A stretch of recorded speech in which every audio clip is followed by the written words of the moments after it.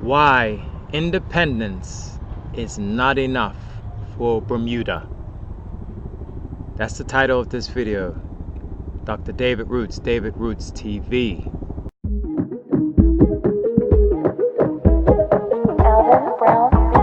Fire.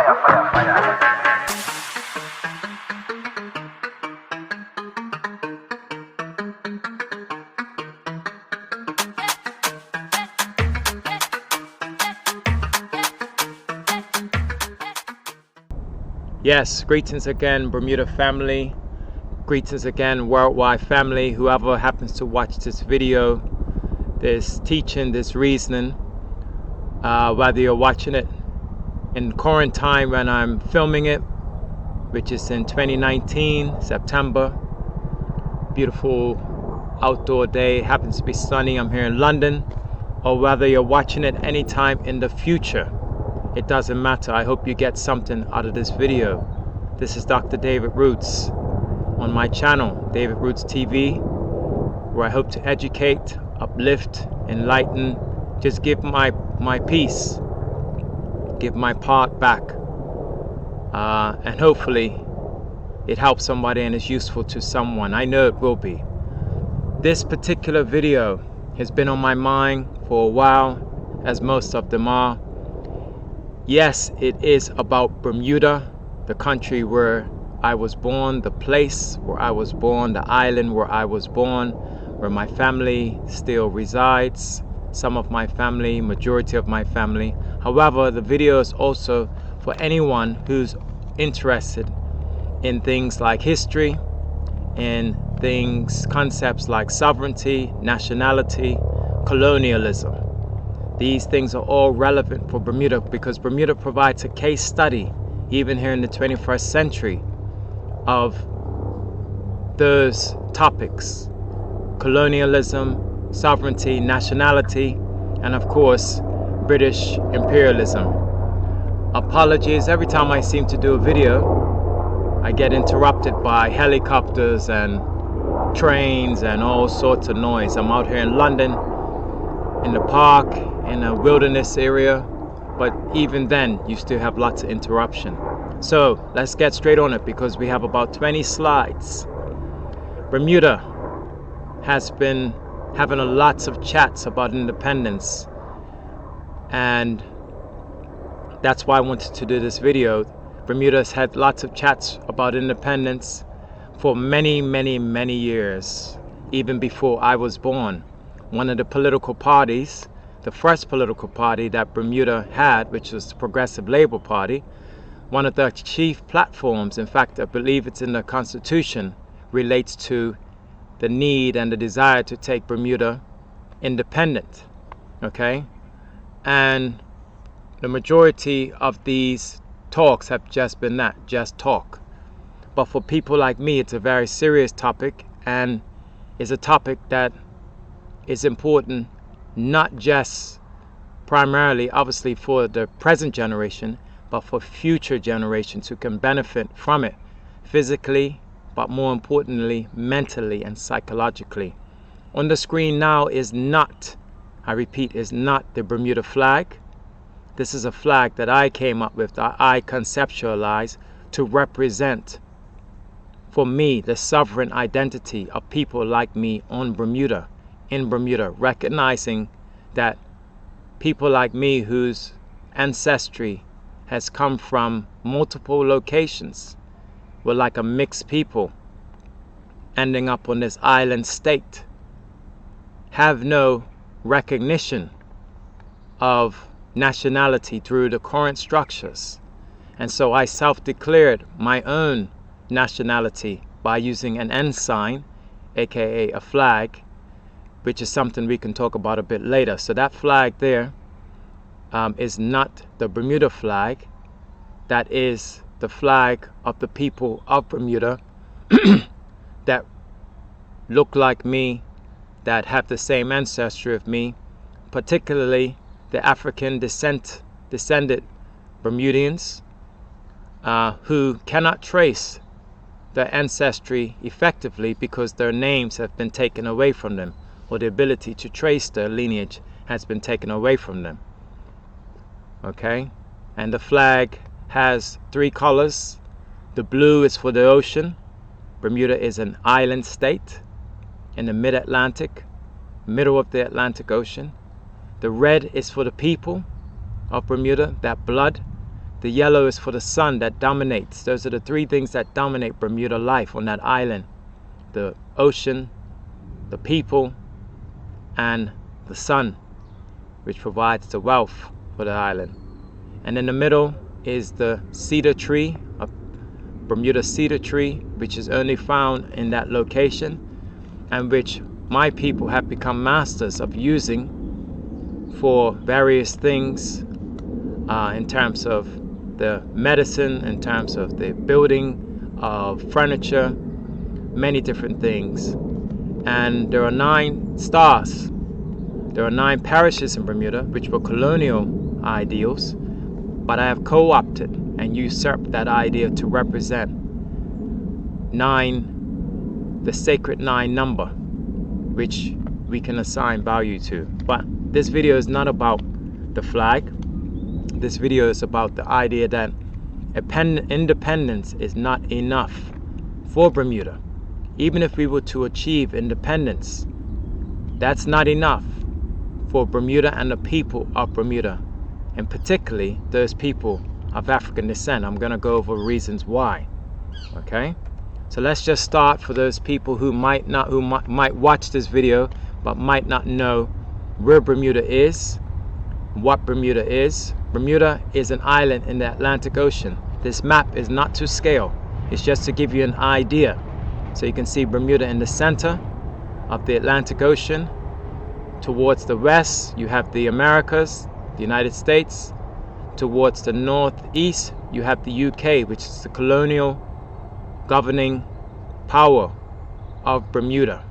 And obviously, towards the southwest, you have the Caribbean islands, where most of the Bermudians of African descent come from. Okay, it has about 65,000 people, 65 to 70,000 people.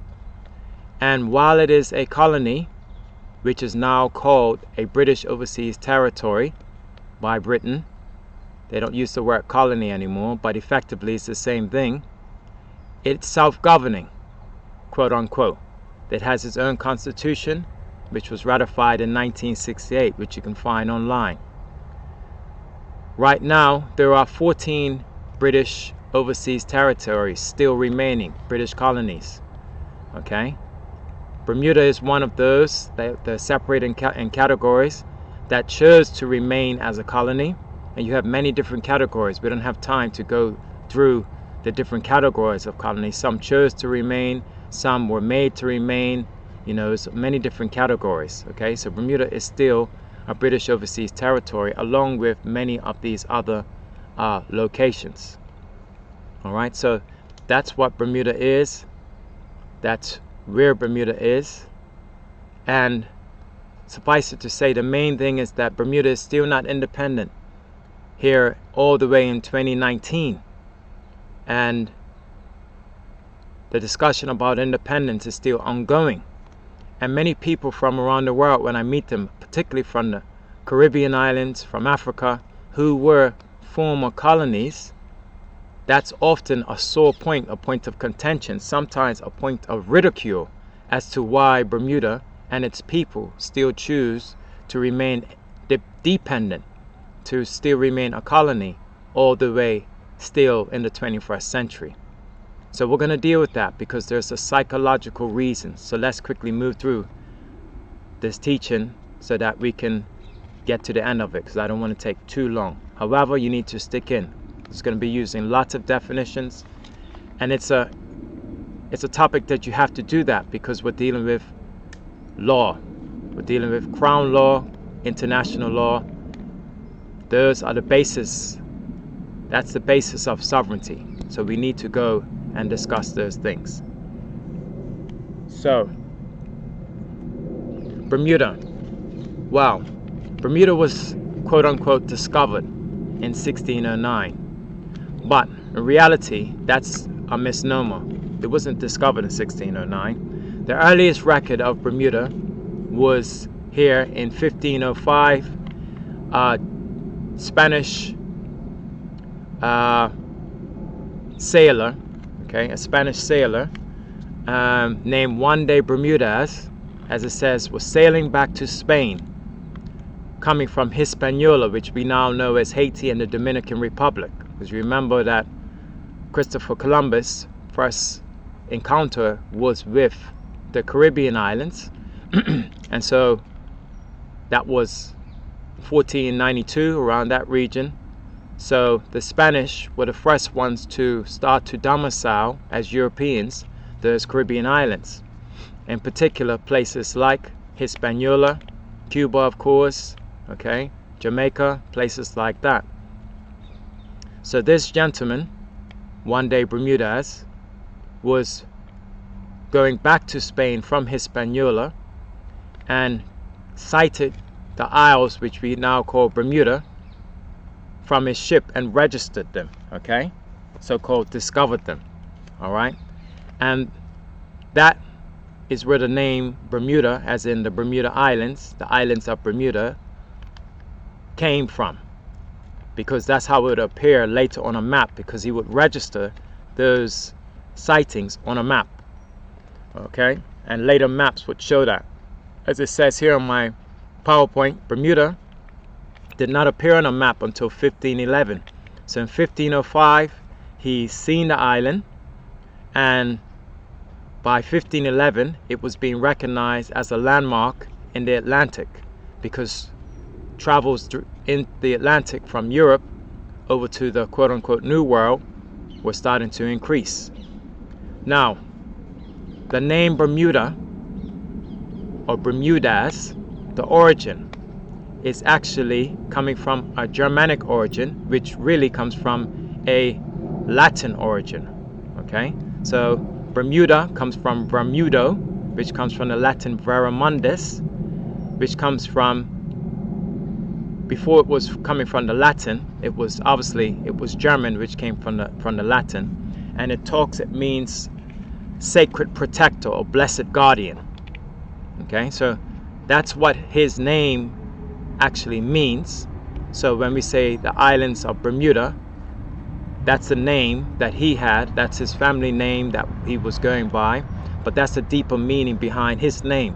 I'm not saying in any way that deeper meaning behind his name was something that is associated with him, his personality, because there's not much known about him, Juan de Bermuda, but I'm just looking at the deeper meaning of his name, because Bermuda, people born in Bermuda go by the name Bermudians, okay, Bermudians. Now myself, I don't subscribe to being a Bermudian, and we're going to talk about the reasons for that, but people use his name Bermuda because it comes from Juan de Bermuda, but we need to have an understanding that name, because names carry meaning, has a specific meaning from history, from historic times, okay? And it's not, well, the history is European in this particular case, Germanic, stemming from the Latin, which means basically the Roman origins. Let's move on.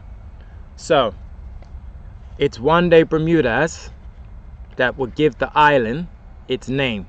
There was no one on this island, okay, when he sighted the island.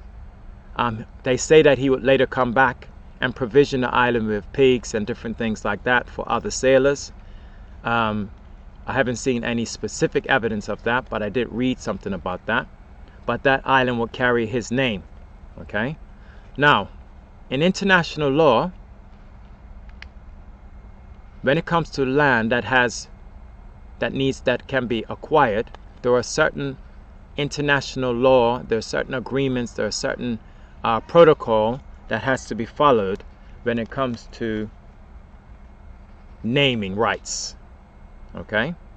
You have anecdotal naming rights, which is something people can subscribe and say, oh, let's call it something, and then you have official naming rights. So I pose some questions. The first one being, what would give Juan de Bermuda the right to name the island after himself? Okay, There were no squatters' rights or adverse possession taken by him, and he didn't file any papers in the Spanish courts either on his behalf or on his employees' behalf. So the reality of them calling this island Bermuda and people calling themselves Bermudian has no basis in law. Okay? It's all psychological. In fact, for someone like myself who has, descent from African people, Portuguese people, aka Madeiran people, and European ancestry, to call myself a Bermudian after a Spanish person who doesn't have any association with me would be quite foolish. Okay? But these are the things that come when you are under colonial oppression and you have no identity. You choose often to adopt the identity given to you by your oppressor. So there are no squatters' rights or adverse possessions, and I'm using legal terms though, you can go and look it up. He was an employee of the Spanish crown. Alright, so why would people who would later come onto the island as a result of the British colonial system, or after Bermuda was given its right to self-govern, choose to take on the name of this gentleman? Okay, as I write down here, the basis of my video is that Bermudian people, the people of Bermuda, need a new national identity. Independence is not enough. We need a new national identity, and of course independence is a start of that. But it goes beyond the legal aspect of independence, and I'm going to look at some case studies and show why. We need a whole new national framework that identifies who we are, and part of that is separating from the history and attachment to histories of people who have no care for us, had no care for us, and had nothing to do with us. Okay? One day Bermuda's, his main duties as a shipman for the Spanish crown, for his employers, was the expansion and maintenance of the brutal Spanish Empire that was ravaging the Caribbean islands. Okay, the native people of the Caribbean islands, stealing their land, tricking them. And we don't need to identify ourselves or our children and our progeny with him and with that legacy. Obviously, he may not have thought about it that way. He was probably just doing his job. But we know better, and history affords us hindsight. So that's my first point. Okay? We need a new national identity that acknowledges the history of Bermuda, but then separates us and gives us a new national identity that our people can be proud of. So after one day Bermuda has only set sight on the island and then gave it its name in the nautical charts back in Spain, and would record it, and that island would then take his name. Bermuda was not occupied. If we go back, it says 1505 was when he sighted it. But it wasn't until 1609, okay, that Bermuda became inhabited and was so-called discovered for inhabiting by, in this case, the British colonial government. And the gentleman that did this was the Admiral Sir George Somers. Okay, he lived from 1554 to 1610. He died shortly after his voyage to Bermuda, and we're going to talk about why. So when you go to Bermuda, there is the first capital is named St. George's, was named after him, even though St. George is also the English patron saint. Okay, but the legend, the story goes that that island was named after him, and that was considered the first capital of Bermuda. That's where the first town was. in Bermuda, okay? And eventually would be called by his name, Somers Isle. It was called Somers Isles. Bermuda, the island of Bermuda, was called Somers Isle. And then eventually that name would then acquiesce to Bermuda. So this man holds some very high importance in the history of Bermuda. And as children in Bermuda, we are taught a lot about Sir George Somers as some sort of heroic figure. So we're going to look more deeply into this, because remember, we're looking at why independence is not enough and why Bermuda needs a new national identity. So who was he? Well, he was a privateer and a merchant trader. Privateer, what's that? A private person or ship that engages in maritime warfare under a commission of war.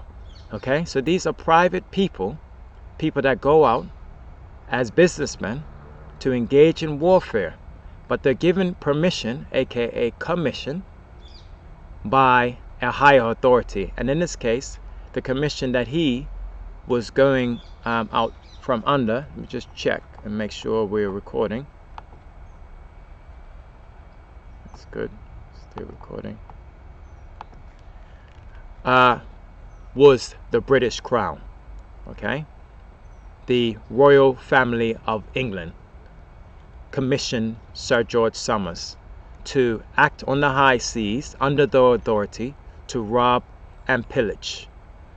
Okay, the commission is when a privateer holds a letter of marque, okay, meaning has a mark on it, a stamp on it, and they act as a powerful sponsor who, when the privateer steals and robs and pillages, he then will share that particular bounty with that crown. They're the same as pirates, except that pirates would keep the money or the treasure to themselves rather than share it with the crown. That's why some pirates acted as both privateers and pirates. They were pirates when they decided not to share the tax, and be taxed by the crowns that they were working under, and they became privateers when they did share. Okay, so that's what I say in the next sentence. They were simply pirates who would take advantage of wars between nations to gain semi-legal status for their enterprises. Okay, semi-legal, because under the high seas it was no man's land. Anybody could do anything on the high seas. All right, the people that were best equipped, the best outfitted navy, ruled the high seas in that particular area. So the privateers would often switch sides and make agreements depending, on the circumstances. So by the end of the 19th century, the practice of issuing letters of marque had fallen out of favor because of the chaos it caused and its role in inadvertently encouraging piracy. In other words, there were so many of these people acting as privateers that really people were just robbing everybody. And Sir George Somers was one of these particular people, very powerful. And of course, to have ships, to be able to be in the high seas, to stock your ships, these weren't a common men. These weren't people in England or in Spain who were just, common people. These were people of power already, people who had connections, okay? The elite who gained sponsorships and then went on the seas and then conducted the pirate type activities, the privateering activities, all connected to the royal family, to the commercial lords and commercial houses of those places, and he was one of them. Okay, a privateer is similar to a mercenary, except whereas a mercenary group receives a set fee, the privateer acts independently and has no compensation unless he captures something. So the incentive for them, these privateers, was to capture something at all means necessary, at all costs necessary. And he wasn't the only one. These people that they teach us about in history to respect and admire and revere, like Walter Raleigh, Sir Walter Raleigh, Francis Drake, Sir Francis Drake, John Hawkins.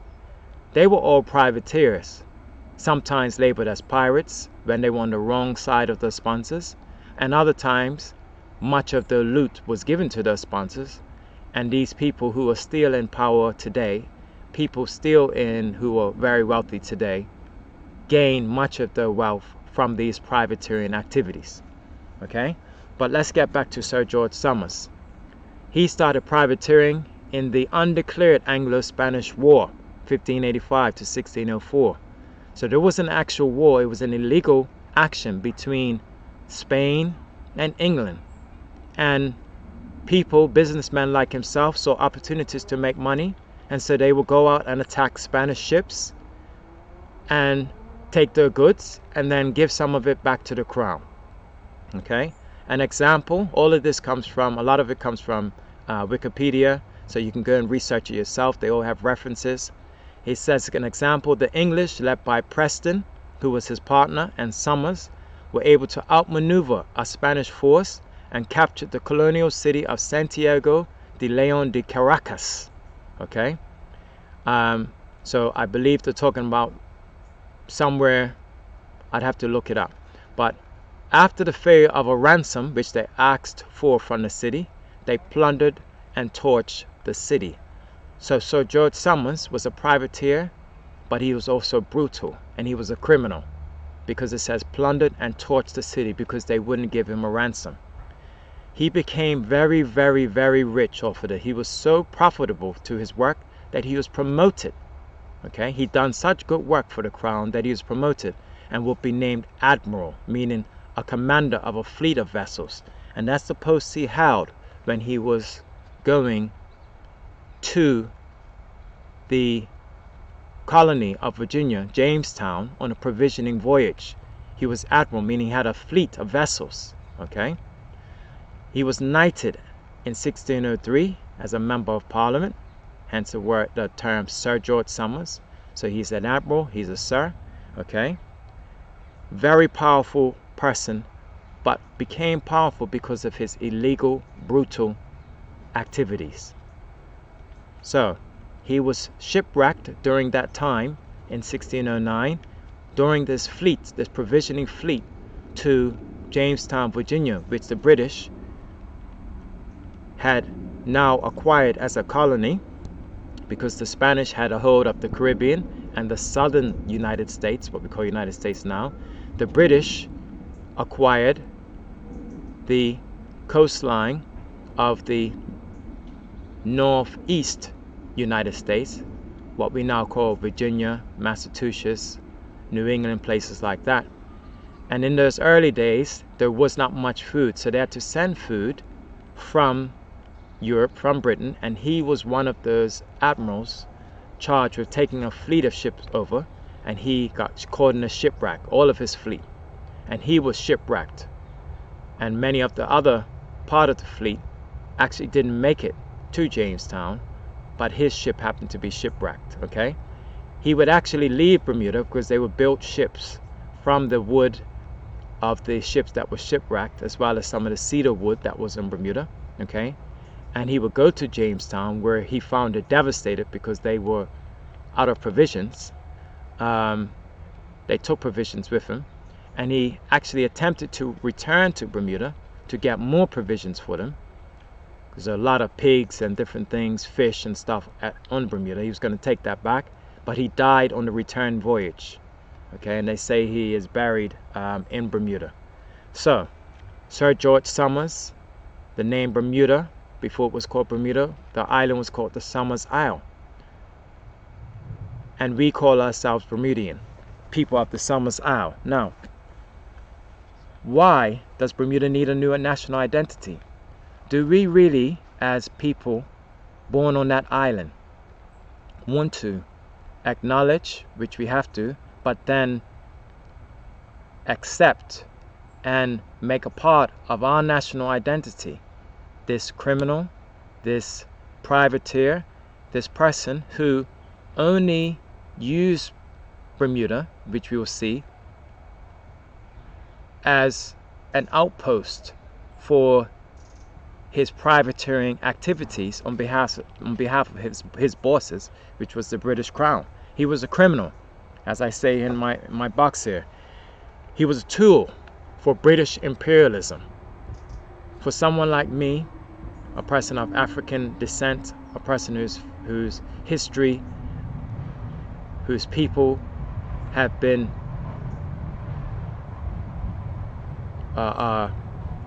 affected heavily by British colonialism, British imperialism, and the enslavement of African peoples by British commercialism, okay, mercantilism, which is commercial imperialism. Why would I want to accept and make a part of my history anything to do with a man like that? Yes, I have to acknowledge his role in history because history is history. But as I say, those who were exploited by these entities do themselves a disservice to associate and seem proud of a history with people like this. This is why we need a new national identity to separate ourselves from these people, okay? And from these types of history. Let's keep going on. Now, if you're not familiar about how colonialism works, this is going to be a quick lesson on it. All right? So, the way that a colony is set up as a business, but it's a business that has sponsorship from a particular government. And in this case, Jamestown was underneath the charter of what we call the London Company. Okay? So it was a corporation formed whose business was to run a colony on behalf of the British government. Okay? So they acted underneath the British Crown, this London Company in Jamestown. They granted this charter, which was permission. Okay? The charter was issued to companies. Companies were then given the right to govern the colonies. So this is where Jamestown, Virginia, why the British were involved as a colony. Okay? They were run by the London Company. So it was essentially it's a business arrangement between the Crown and a bunch of investors who would fund it. All right? So all of these rich investors who were getting rich off of privateering, getting rich off of slavery, but at that time they weren't heavily involved in slavery yet, but they would eventually be. But getting rich off of much illegal means, okay? They sponsored and gave money as venture capitalists with the government and went to a sort of like a public-private partnership. And that's what the Virginia Company would be, the London Company would be. Now, the London Company says, held the charter for the colony of Jamestown. Once Sir George Somers happened upon Bermuda, and then they established a settlement on Bermuda, they extended the charter for that colony to Bermuda. So the British people, the London Company, just up and took it upon themselves to say, you know what, this particular piece of land that actually carried someone else's name that was on a map prior to their knowledge, they just said, okay, we're going to extend the charter to this island. They had no legal right to do that. Okay? But in this case, might is right, right? So eventually, Bermuda will get its own charter because this is all legal. So they're trying to protect themselves. So they will have the London Company, but the same investors will put out another charter, okay? And they will call that the Bermuda Company in 1615, okay?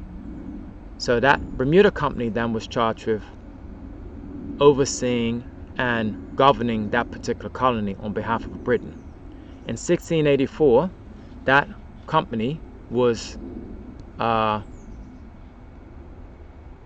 taken down, and the island was taken over directly by the Crown. So it went from the company now to the Crown dependency, to being a Crown colony rather than a chartered colony. Okay, so this is very important.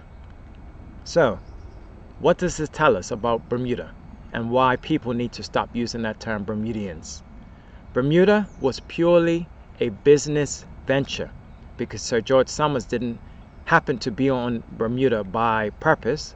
Once they happened on Bermuda, they took over that land as a business venture, first underneath the London Company and then underneath the Somers Isle Company and then what was called the Bermuda Company. Okay, And it was not set up to domicile people like myself and my family, okay? People like myself and my family and all the people who were there in the historical settlements of Bermuda was set up purely to help those people, those sponsors, make money off of that island. So there's no proud sort of national heritage, connecting you to the crown and to Britain and to, one day Bermudas and so on and so on. You happen to be there, like myself, born in a place that was set up specifically to make money. And unlike some of the other crown colonies, like the United States, you're still a colony, meaning you're still set up for the sole purpose of the crown making money. And this is why, the third reason why we need a new national identity. We need to let go and exercise, okay? EXORCISE, exercise, meaning get rid of that connection to British mercantilism, which is commercial imperialism, meaning taking over places in order for the British government and the British capitalists to make money. Okay, very important. Why we need a new national identity. Independence and just raising a new flag is not enough. Good. Let's look quickly at the different types of colonies to understand this. You had royal colonies and you had charter colonies, okay? So the royal colony is what Bermuda would become, which we said in 1684, but before that it was a charter colony. Why do I say it was a purely business venture? Charter colonies are known as corporate colonies, or in other words, they're joint stock companies, okay? The king allowed the colonial government to establish the rules, and in this case they're talking about Jamestown, to establish the rules under which the colony was to be governed. So it's the king, the British crown, who gave permission to this business to oversee the colony for money-making purposes, but he was still in charge of it, okay? And people would invest in this company, so he would be able to make money without even putting in his own money, okay? And it acted as a joint stock company.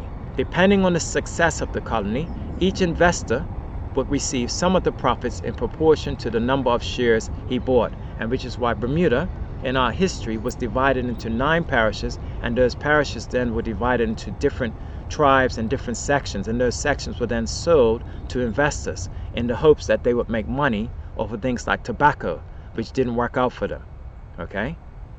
So Bermuda was really a bust in terms of making money for the crown, but they'd eventually figure it out because they would use it as a tax-friendly place, which they're still using it for now, and they're still making huge amounts off of Bermuda. But the point is, Bermuda was purely a business venture for the British crown, the king at that time, and still is today for the British crown. So we as a people, in terms of independence, need not only to have that political independence, but we need to have also a new national identity that's completely separate from the mental slavery and commercial slavery that comes with that particular history. Okay? I read on about colonialism, and this particular source comes here. You can go and check it yourself. Okay, it's about colonialism and English administration of the colony. According to the economic doctrine of mercantilism, the primary purpose of a colony was to produce exports for the benefits of the home country. In this case is Britain, and Britain was the only one. Of course, the Spanish were the main ones. That's what Columbus was doing. Okay, and the British wanted to get in on the act, and of course in the long run all of the European countries, the Netherlands, okay,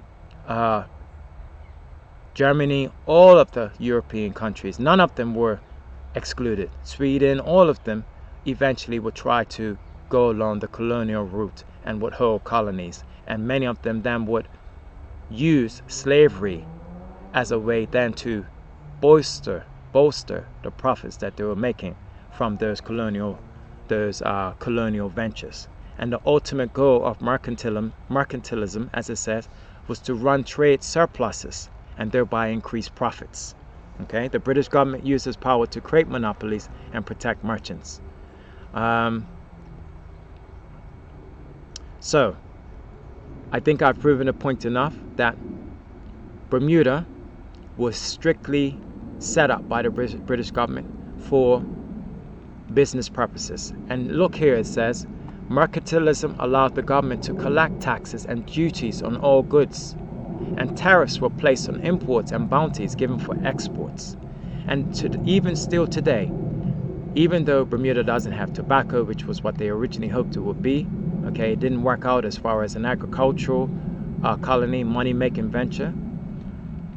The international business that it runs now rakes in huge amounts of funds for those people that still run Bermuda as a colony today, the British government, and we need to separate from that. Okay, so we're going to move on.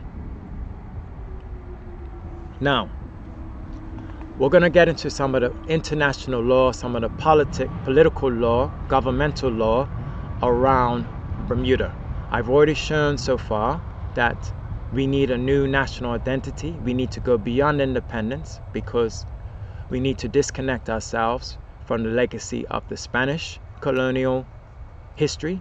We need to disconnect ourselves from the legacy of the criminal, privateering British colonial history, and we need to disconnect ourselves from the mercantilism, commercial imperialism history that Bermuda was originally set up for, okay? Because we were just pawns in that particular game. So now we're going to look at some of the reasons internationally, through international law, why we need a whole new national identity, why independence, political independence, is not going to be enough, okay? So let's look first at sovereignty. Most of these definitions I've got from Black's Law Dictionary, which you can find online, okay? So sovereignty, what is it? It's the possession of sovereign power, supreme political authority, paramount control of the constitution and frame of government, okay? And I go down here, combined with the right and power of regulating its internal affairs without foreign dictation, okay? As a political society or state which is sovereign and independence. So you can see there is a difference between being just independent and being sovereign and independent. Bermuda now is called a self-governing colony. They have their own constitution. But so in essence, it is independent, okay? But it's not sovereign and independent because they don't operate without foreign dictation. Why? Because they still have a governor that oversees Bermuda on behalf of the Queen, on behalf of the Crown, on behalf of the Regent. Okay, the Regent is called. So, in order to establish sovereignty, Bermuda doesn't just need independence, they need a whole new national identity that disconnects themselves from the British Crown. And we're going to talk about examples like Australia, Jamaica, Barbados.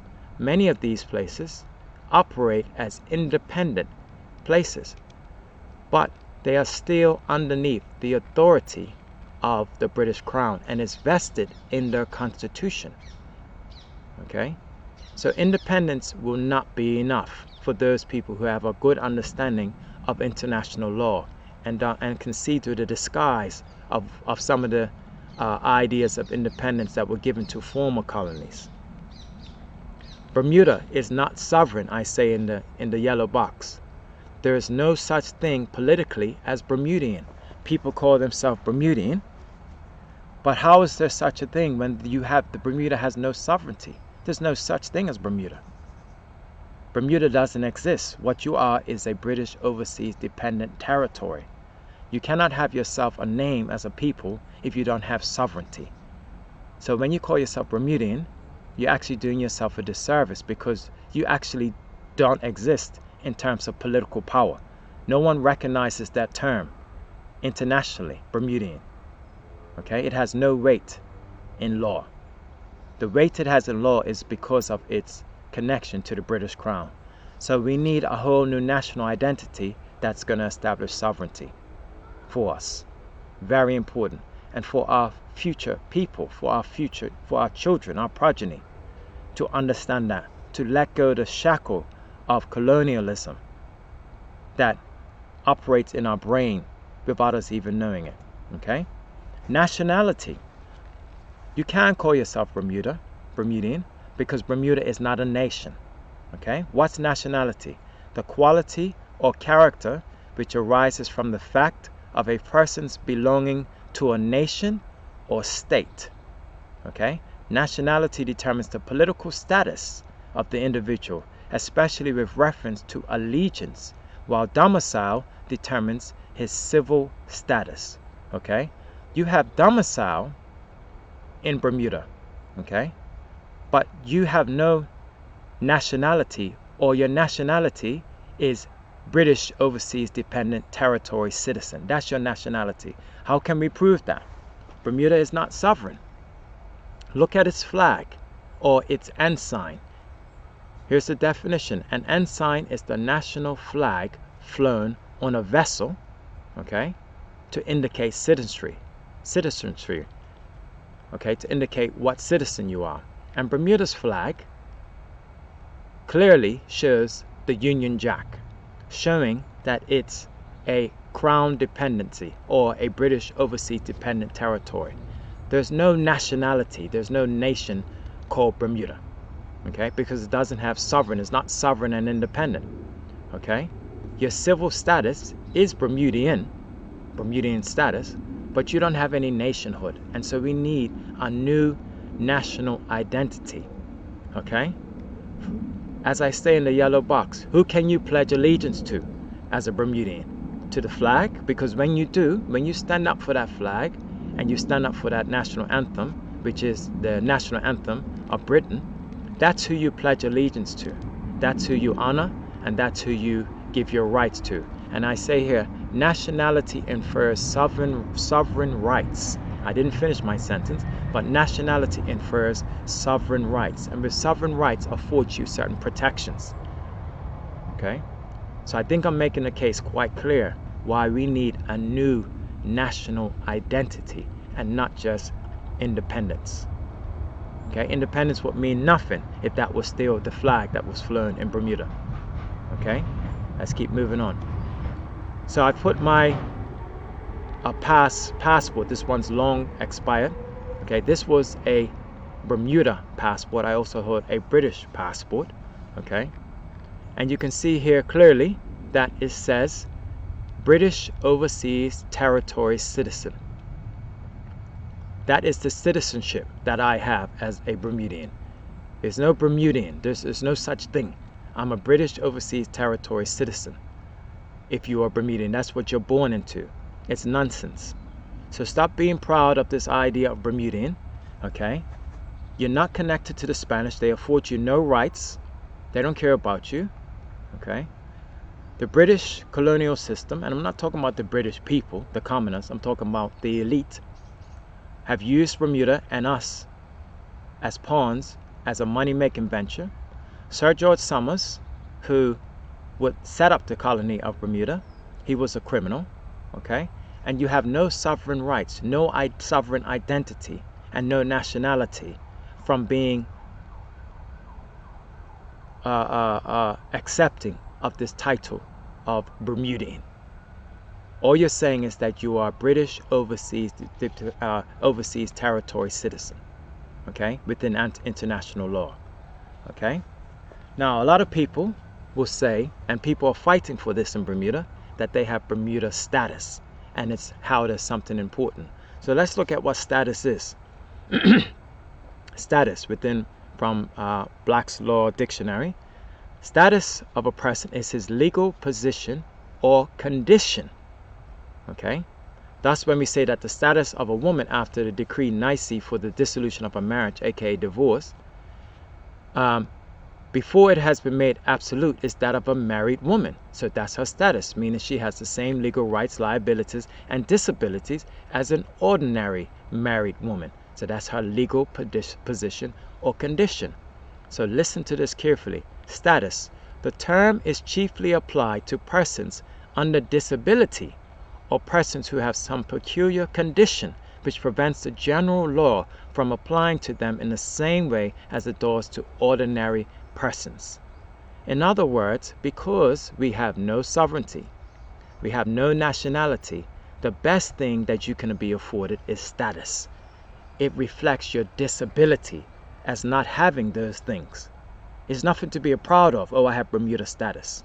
It's an acknowledgement of your disability. As it's an acknowledgement of your lack of sovereignty, your lack of nationality. And as I put it, it's an insult. What rights or duties does it infer to you, except those limited to that 21 square mile island? And as people will tell you, as we all know, people who live in Bermuda, even the rights that you think will be inferred to you legally have been taken away because the land has been stolen from Bermudians by the government and by the elite powers. And the government is helpless to do anything about it because the governor, who is in charge of Bermuda, refuses to allow things like commissions of inquiry that might empower people to gain back some of the wealth that was taken from them. But yet people are clamoring over this idea that, oh, I have Bermuda status. Wake up and realize that these things are vested in international law and they're not playthings. Look, this is a picture from my Bermuda passport, okay? And it has that stamp in it, that to say status. Okay, this one's actually from my British passport, because when you have different nationalities, they want you to get a sticker, a stamp, to show that you can act as a Bermudian, meaning you can come in to Bermuda, so on and so on. And it's vested in the Constitution and in the legislation. And it says here, acquisition and enjoyment of Bermudian status. Okay? They're making it seem as if it's something worthwhile, something that's, high, when really it reflects the disability. It's like, for example, someone having here in the UK what they call a blue badge, which they can put in their car, and allows people who have a disability, this blue badge, to park anywhere. You can park on yellow lines, and you can park many different places. Obviously you can park in disabled parking lots. Okay, so that's their status. As a disabled person, they get this blue badge, and you can enjoy the rights to park. But in reality, it reflects your disability, and you need to be given special sort of designation to be able to do things. And that's what this is all about. This is really, really serious. We need a new national identity. We don't need status. We don't need independence. We need a whole new national identity that establishes us as a sovereign and national people. And then we will have rights. Okay? Sovereign rights. Okay? Let's keep going on. Now, let's look at the idea of indigenous. Okay? Because there was no one in Bermuda, no people in Bermuda, when one day Bermuda saw the island. And there was no one on Bermuda when Sir George Somers became shipwrecked on the island. So there are no indigenous land rights by anybody in Bermuda, whether you have Bermudian status, whether you're colonial or whatever. There are no indigenous land rights in Bermuda. So you cannot claim indigenous land rights. What are indigenous land rights? Indigenous land rights are the rights of indigenous people to land, either individually or collectively. And it's been ratified in some of the international conventions, like the 1989 International Convention, because a lot of the indigenous people around the world have been affected negatively by colonialism and are now fighting back, like the Aborigines in Australia, like the people in Papua New Guinea, like some of the tribes within the Amazon rainforest. They're fighting back against these European powers that ran around the world, stealing their land through mercantilism and commercial imperialism and colonialism. Okay? And it says here in black that The Indigenous Land Rights Convention recognizes the aspirations of these people to exercise control over their own institution, ways of life, and economic development, and to maintain and develop their identities, languages, and religions. Bermuda, there's no such thing as Bermudian or the Bermudian people, because there were no indigenous people in Bermuda. You have no identity because you have no nationality. You have no separate language. You all speak British. We all speak English. I'm speaking English. Okay? I'm speaking English. You know, the Queen's tongue.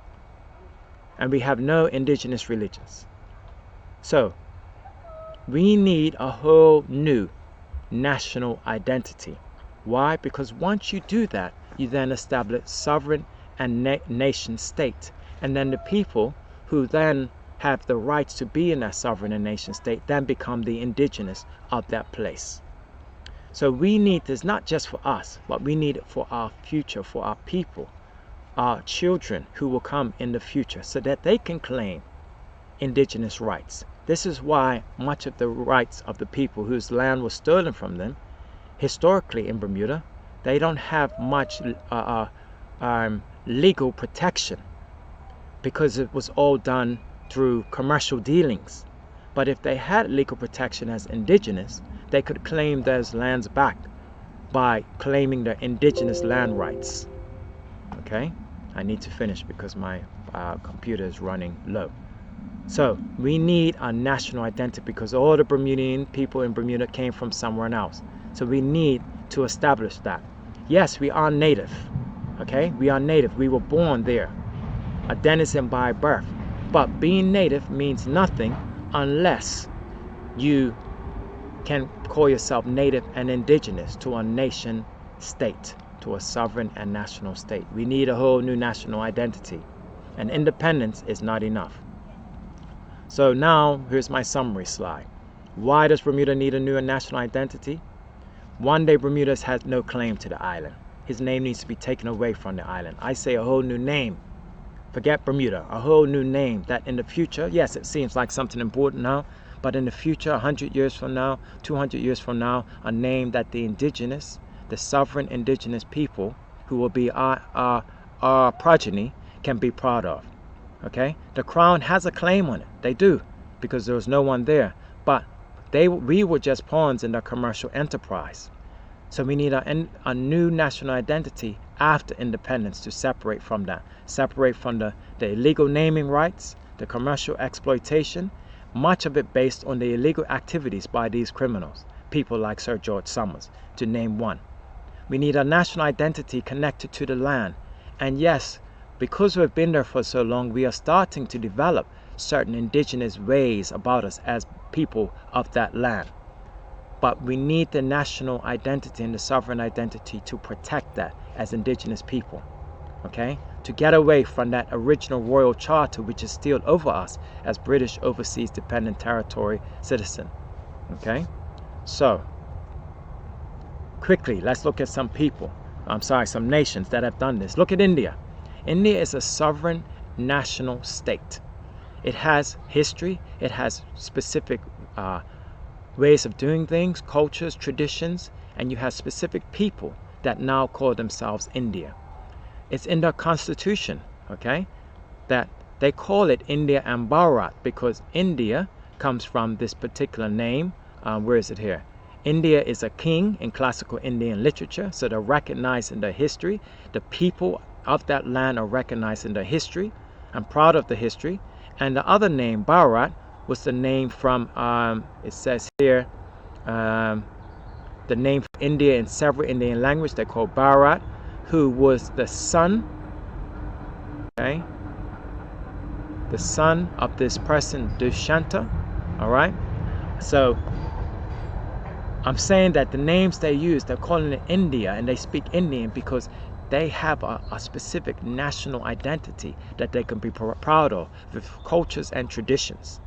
They have let go the imperialism, the British imperialism, colonialism that India used to have when it used to be called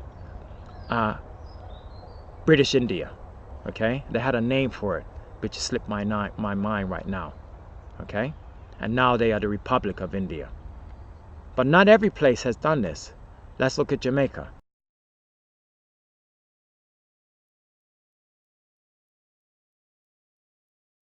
So let's look at Jamaica, for example. Jamaica is an independent country, or thought to be an independent country. Okay, a former British colony. All right, let's look at the sovereignty, the nationality of that place.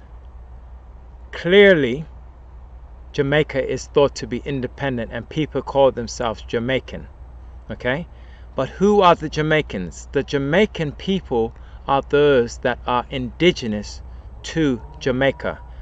That name came from the native people, the indigenous people. They called it Jamaica, okay, which meant land of wood and water. So when Christopher Columbus encountered Jamaica, he met the native Arawak people there, who were very peaceful people, okay, and they called their land Jamaica, which eventually turned to Jamaica. The people that are there now are not Jamaican, although they think of themselves as Jamaican.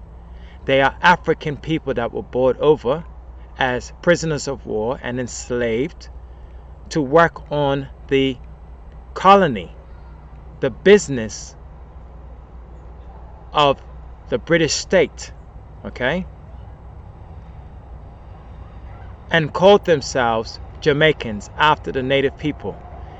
And it shows you the fallacy here, because the Jamaican Constitution, which was ratified in 1962 to give Jamaica independence or self-governing status, says explicitly that, here you can read it, Chapter 4, the Governor General is given authority as the representative of Her Majesty the Queen to name the date of a general election, to appoint ministers, assign responsibilities to secretaries, attorney generals, chief justice, so on and so on and so on. It's the Governor General that oversees the state that people call Jamaica still to this day. Why? Because the Jamaican people have not established sovereignty and nationality in terms of being Jamaican. It's only in name alone. They are not the indigenous people, although many of them obviously are mixed with the indigenous people, and they have the right to claim indigenous rights if they only understood international law and they knew how to go about it. Okay, so this is an example of why Bermuda needs more than independence, so as not to end up like, for example, like Jamaica, where the people think that they're independent, but they're really not. They're not sovereign nationals. Okay, when you look at the Jamaican passport, it looks just like the British passport. They're not sovereign nationals. So Bermuda, we need more than independence. We need a whole new national identity. I think I had one more. The USA is an example of this.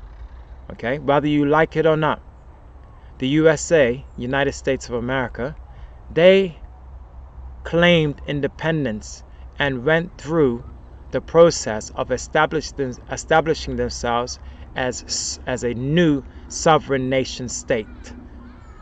They took over the land of the indigenous people, but the indigenous people, they claim rights, and now the indigenous people in America, of the Americas, I don't like using that term, because as I say here, the America was termed by that term was coined by a European, but the indigenous people of the Americas, the First Nation people, they can claim sovereignty, and they have their own land, and they're governed by their own laws.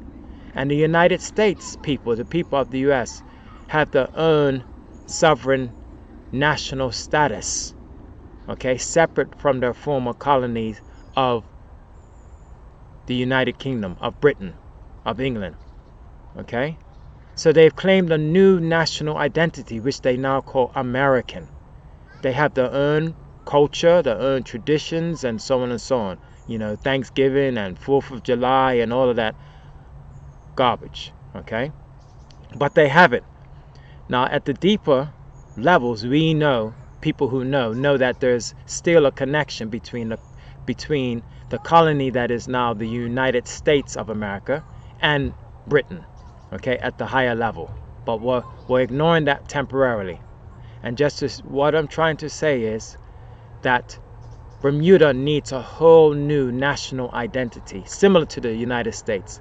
Yes, they were a former colony of Britain, but they don't acknowledge any of that in terms of the new. They have a new name, they have new states, okay, new cultures and traditions.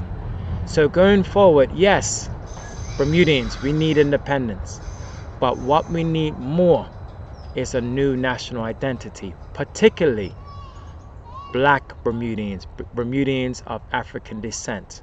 Why? Because we lack the ability, many of us, the records are just not there for many of us to trace our origins. Okay, obviously we can use things like DNA, but where are we indigenous to? We can link back through our DNA and then claim spiritual ancestry to many of these African countries, of course. But for our future and our children's future, our children need to be able to claim indigenous nationality to a sovereign nation. And in this case, if they're being born in Bermuda, and we have these so-called Bermuda, and we have these traditions that link to us, we can establish a whole new national identity, which then gives us the ability to link to our own cultures and tradition, and we can then set up alliances with the other sovereign nation states that we want to. Currently, Bermuda has alliances that are controlled by the British government, but we would like alliances, for example, with the African nations and with the Caribbean nations, and we need the freedom to be able to do that.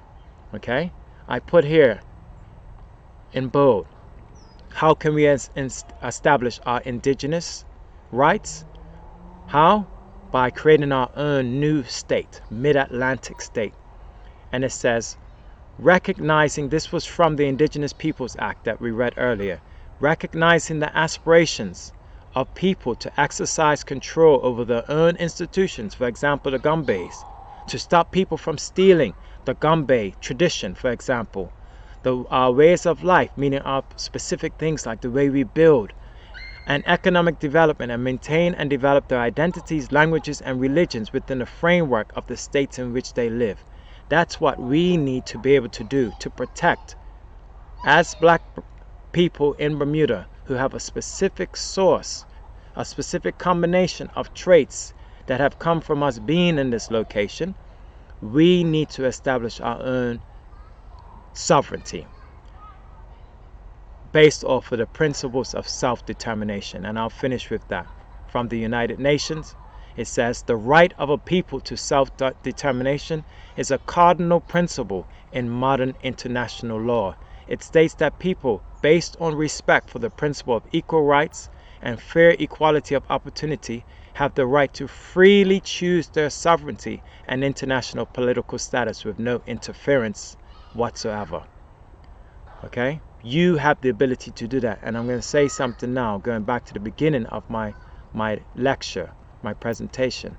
That's what gives me the ability to create this flag.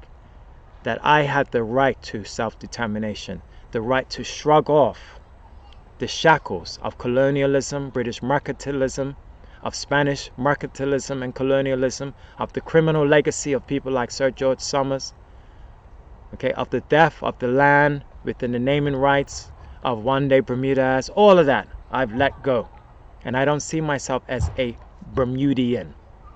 Okay, Bermuda, independence is not enough. Self-determination, sovereignty, nationality. I'm Dr. David Roots. Give thanks, David Roots TV.